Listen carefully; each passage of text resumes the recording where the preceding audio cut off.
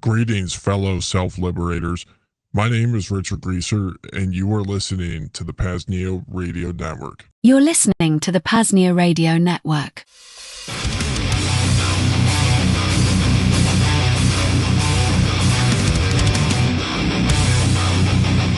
Alright, self-liberators, PAZNIans, DJ Brian FreeRobot here for the first ever broadcast of the PAZNIA Radio Network, coming to you from the Veritas node of the Free Republic of PAZNIA. At present, you can find the PAZNIA Radio Network on YouTube and Odyssey. For easy access, I'd recommend the app Grey J. There you can add either or both channels and let it play in the background as you work, travel, exercise, or whatever. You can also stream or view the upcoming schedule by visiting paznia.com/radio. Live chats are available on Odyssey or YouTube, and donations can be made at paznia.com. So, what sort of content might you hear on the PAZNIA Radio Network?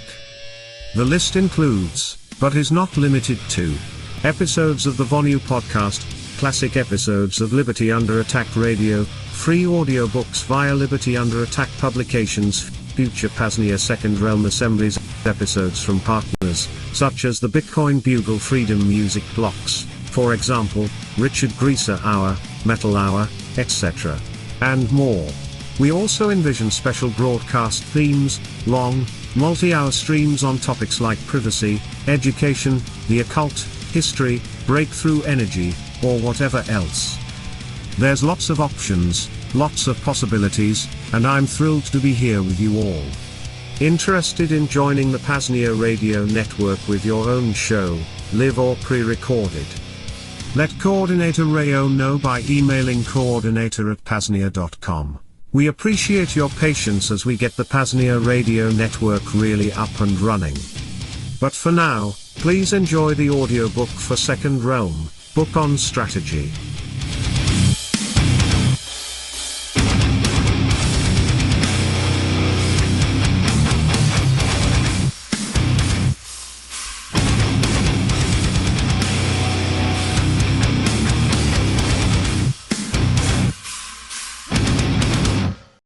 You are listening to the audiobook of Second Realm Book on Strategy, a freely available production of Liberty Under Attack Publications.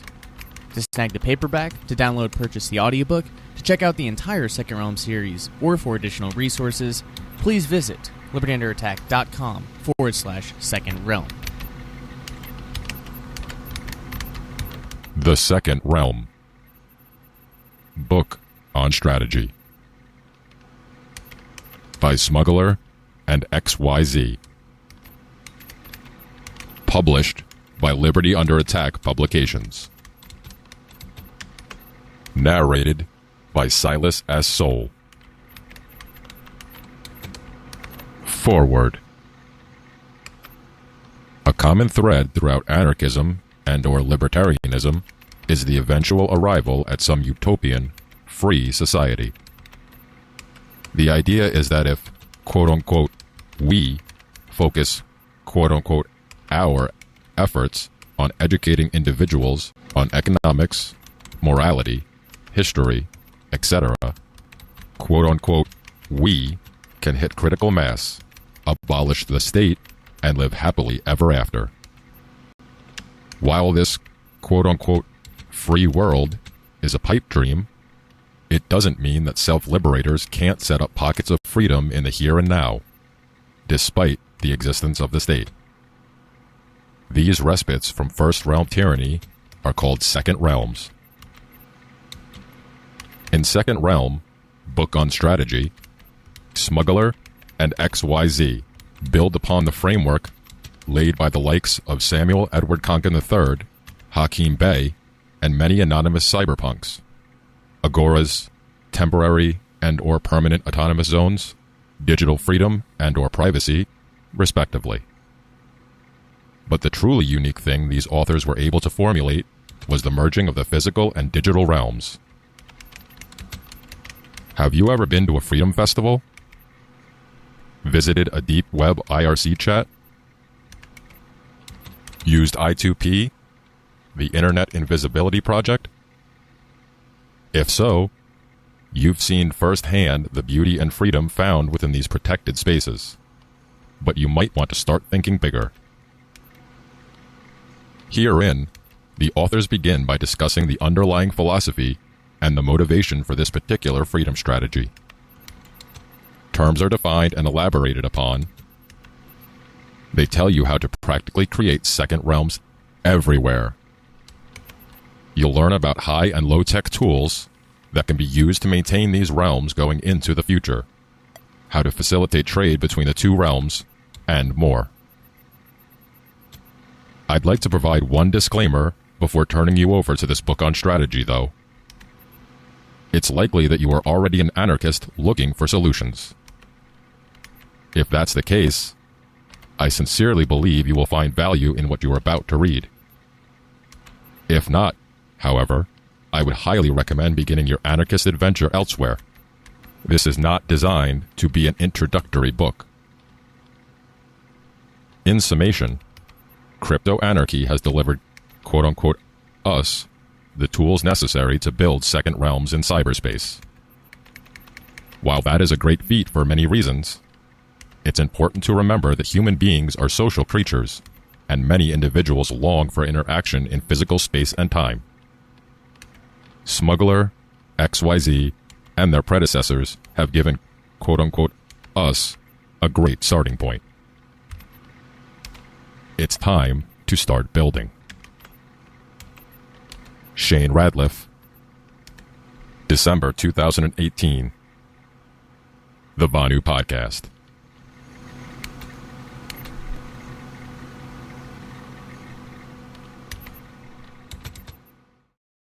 Chapter 1. Crypto Anarchy, Tradecraft, TAZ, and Counterculture. This is a booklet for people in search for liberty, and who subscribe to a philosophy of personal, civil, and economic liberty through the absence of government in their lives, along with the presence of strong property rights. Among the varying philosophies that hold this view, the most noted is probably that of anarcho-capitalism, of both the Rothbardian and the Friedmanite flavor. The authors of this booklet subscribe to the former, and it is that perspective that should be taken into account to take the most value from this text. Thanks to Thomas C. May, Hakeem Bey, Murray Rothbard, J. Neil Schulman, and Samuel Edward Kongan III for inspiration and ideas to build on. We also thank The Free and Unashamed for asking us to write down our thoughts and for supporting us in doing so. While you remain a mystery to us, you seem to be a good mystery. About the authors. This book was written by Smuggler at staff.anarplex.net and XYZ. We are the sole people responsible. These are our thoughts. If this book helped you, gave you pleasure, or just new things to think about, please say thank you by sending us some Bitcoin. End of Chapter 1. Chapter 2. Motivation. Anyone subscribing to a radical philosophy of liberty must face the pressing question of how to progress from our current condition of insufficient liberty to a society where individual liberty is respected.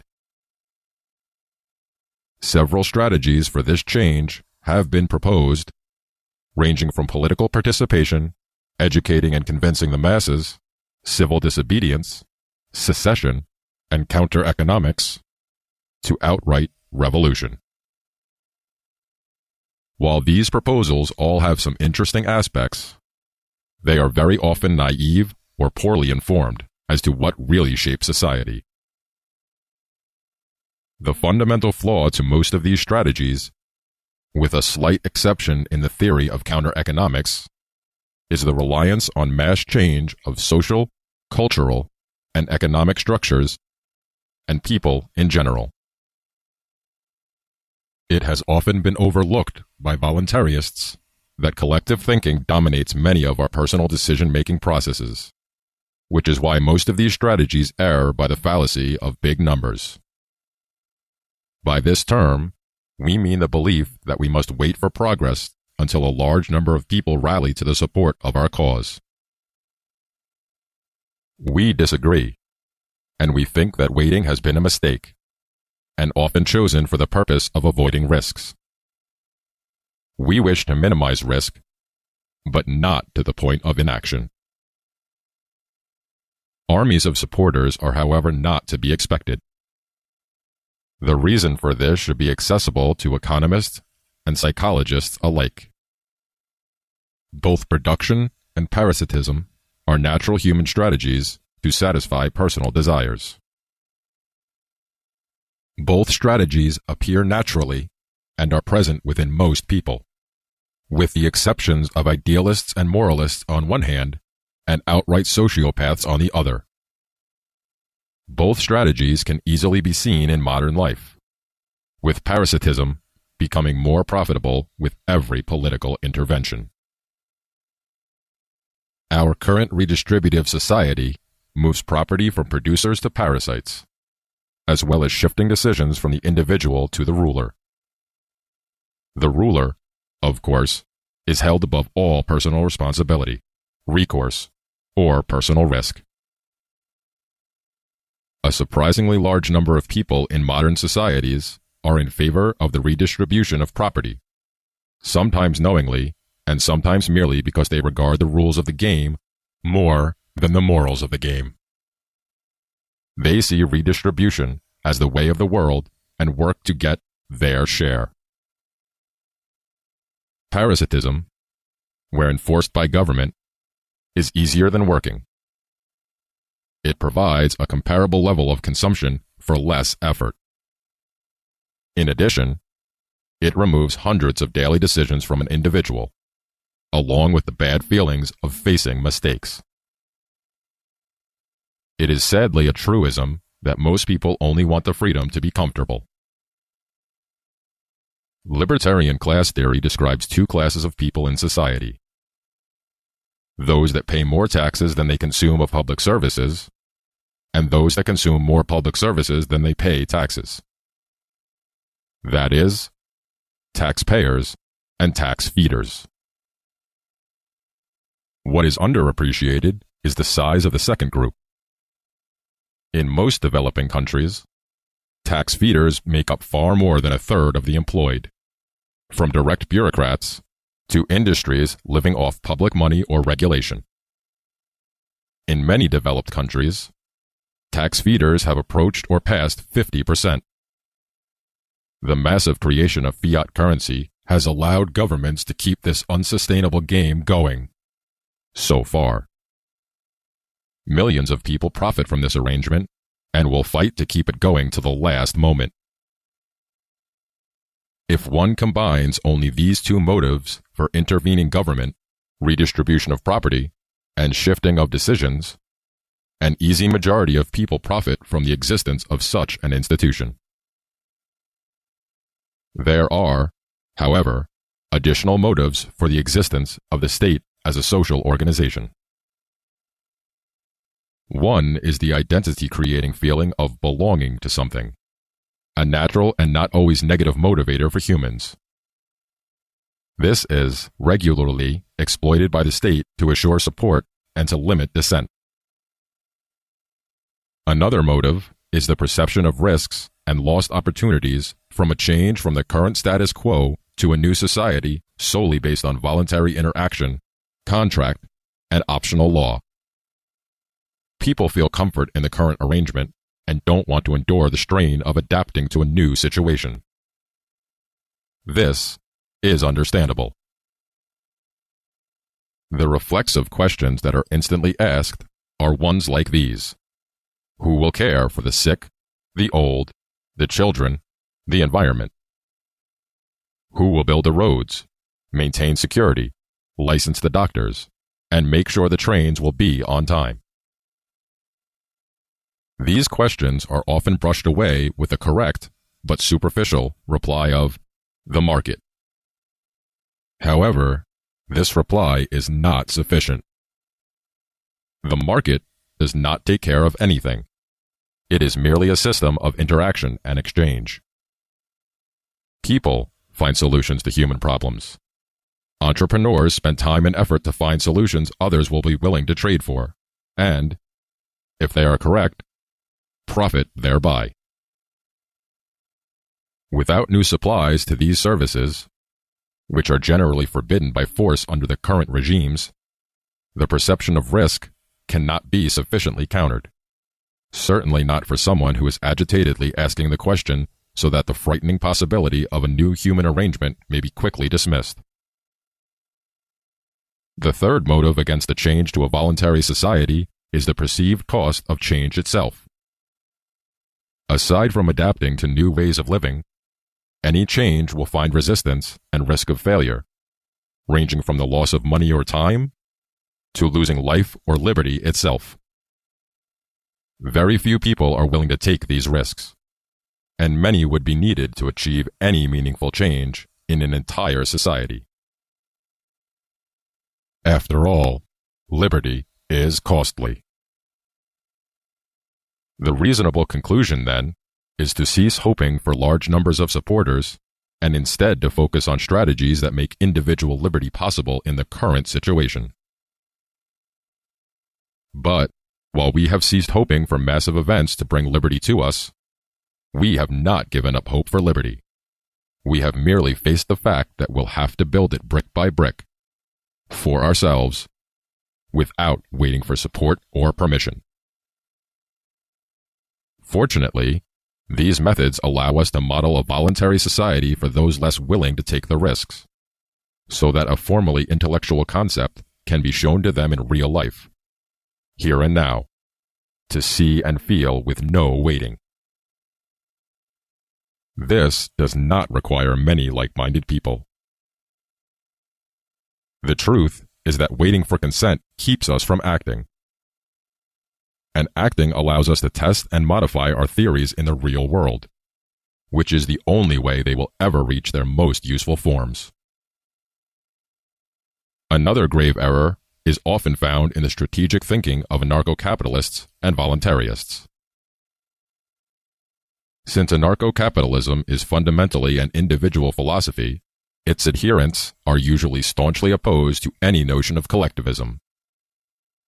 While in general they are correct, they miss important distinctions in their vehemence. Collectivism's main tenet is the submission of the individual to the collective, without the individual's express consent.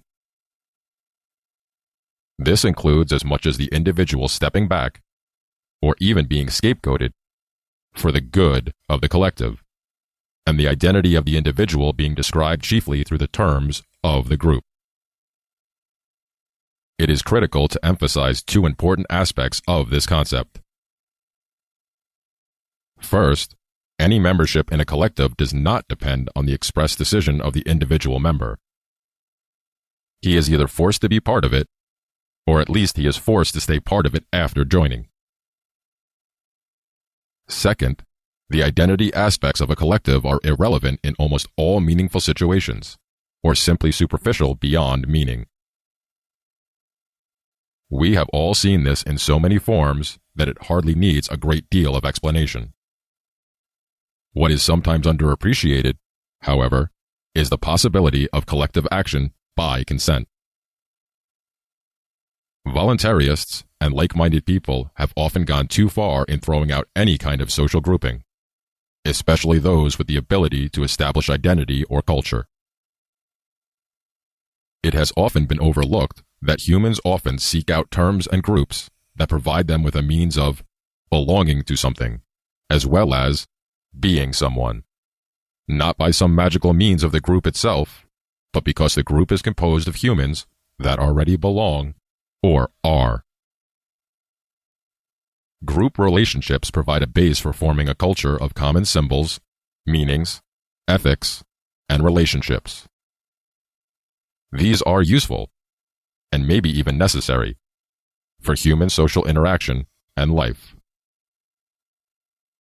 Furthermore, these groups can form larger societies that provide common institutions, reflect relationships, and simplify interdependencies and allegiances. This leads to increased stability and efficiency of interaction, trade, and communication, as well as positive identity-establishing functions and more coherent relationships with people outside this society. It must be emphasized, however, that these positive functions of society can only be achieved in groups of voluntary, individually consenting, associations with clear and easy exit options.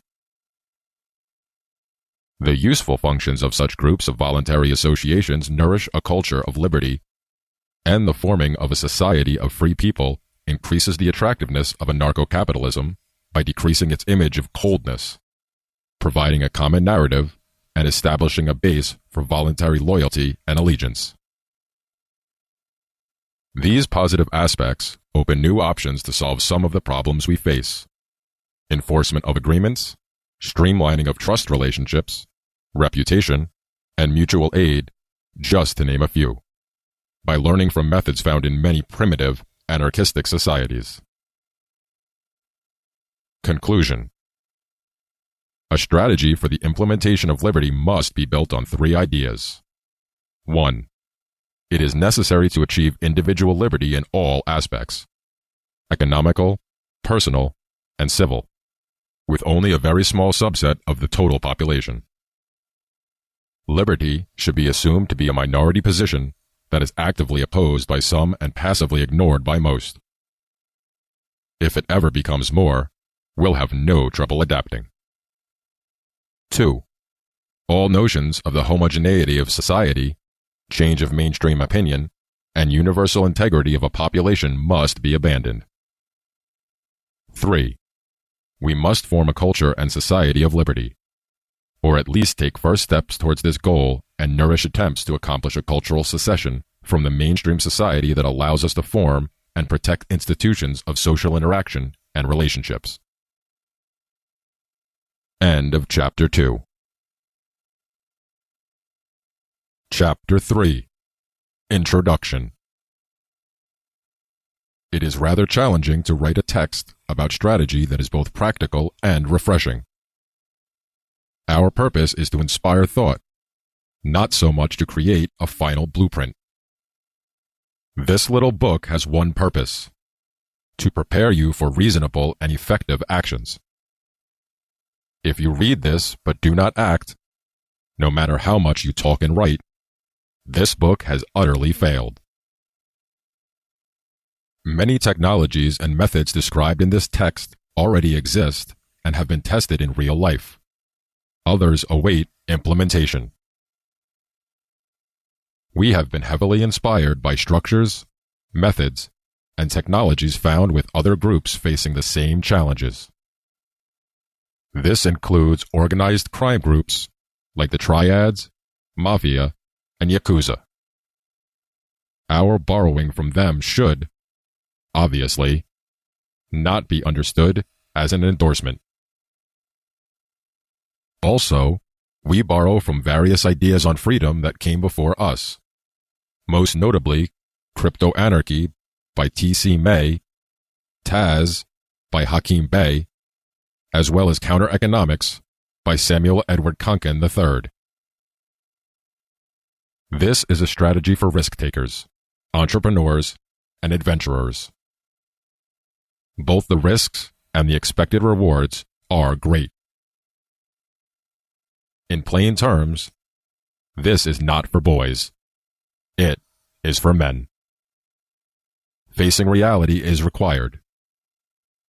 Change is created by people with courage, not by the timid who usually follow behind and clamor for credit after all the battles have been fought. One more thing. The people of courage almost always have the most fun. Enjoy.